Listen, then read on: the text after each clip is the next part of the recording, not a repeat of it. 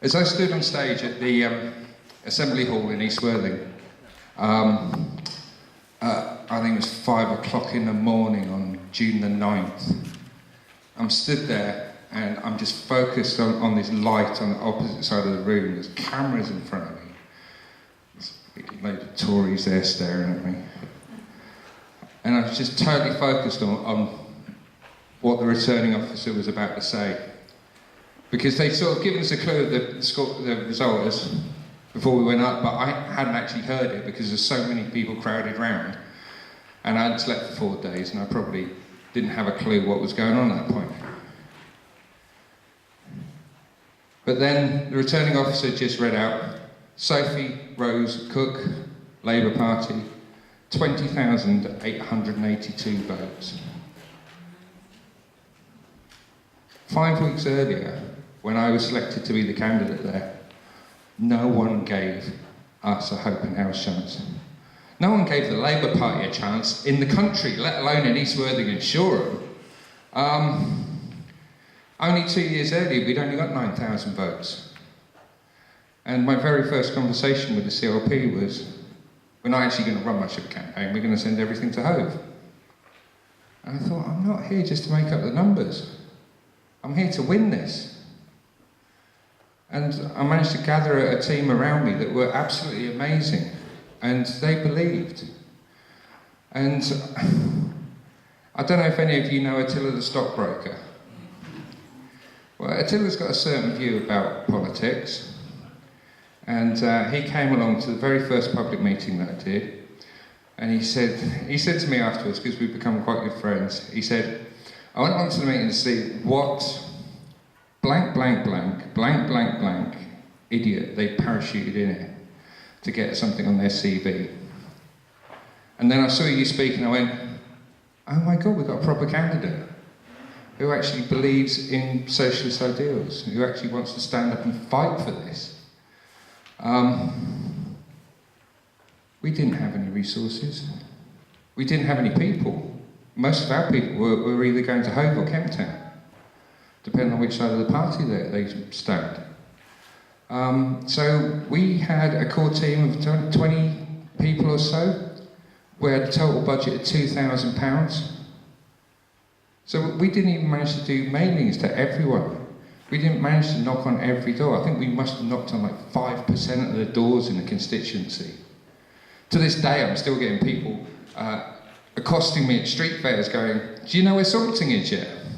Yeah, I did come there, I just didn't knock on your door.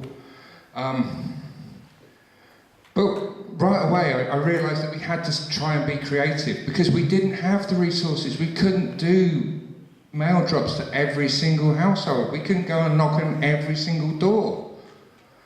So, I mean, I'm an ex-TV presenter, or well, at the time I was still a TV presenter. I didn't know I was going to lose my job at that point.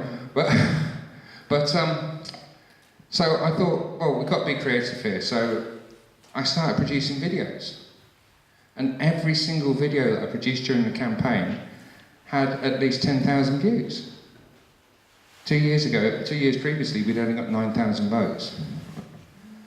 My core message one, I actually filmed on my iPhone, wandering across the bridge in Shoreham, just talking about how we can change things. The message was, they tell you you've got to accept the cards that you've dealt. That you've got to just take the status quo, you've got to live with the status quo, and you can't expect to change it. Well, I'm living proof that that's not true.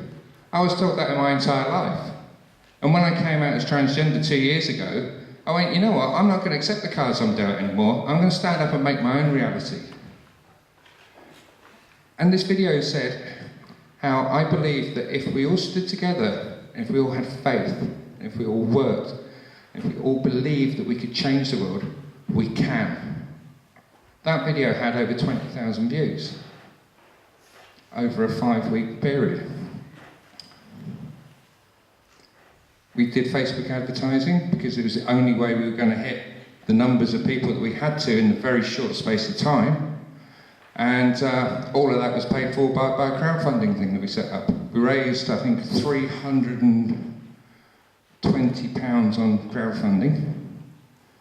I thought we'd raise 390, so I spent 390, so I paid 70 quid out of my own pocket, but the thing is, we had to be creative. We didn't have the resources to go and knock on every single door. We couldn't do a Hove campaign or a Kemp Town campaign. We had to do what we could with the resources we had, and we went out there and we got people to believe.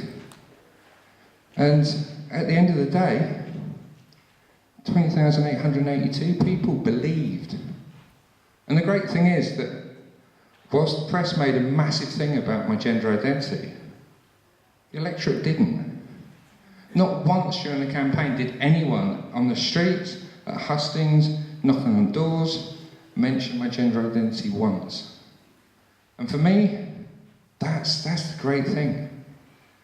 I mean, not only did we prove something to the people of East Worthing Shoreham about what the Labour Party could achieve, the people of East Worthing Shoreham proved something to us about how open-minded they are and how they actually want more. Every single day now I wake up and I'm praying for another election, because everyone said, I mean, I heard a slightly different story about East Worthing Shoreham. That was, if you put a blue rosette on A, it will get elected. Well, I didn't accept that. Maybe I was too stupid to accept it.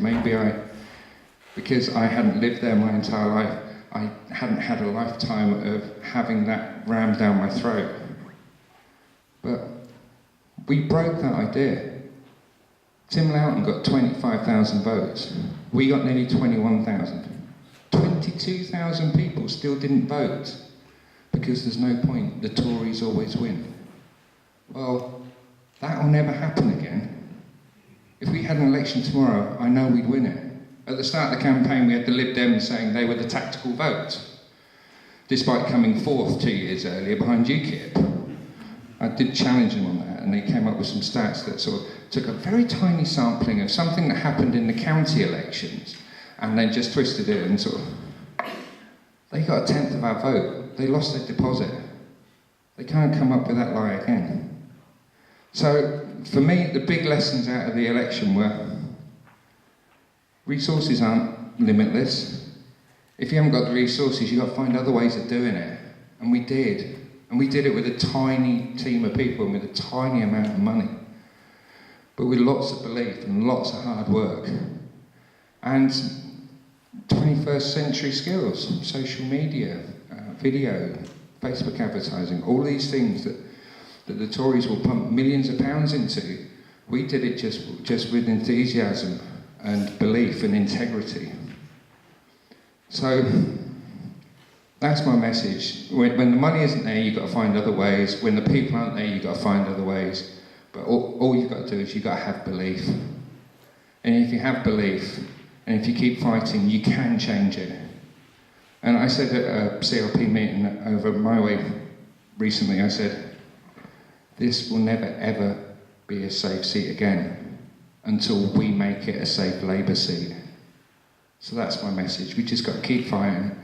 And until the day that we make all of these seats safe Labour seats, the fight isn't over. So thank you.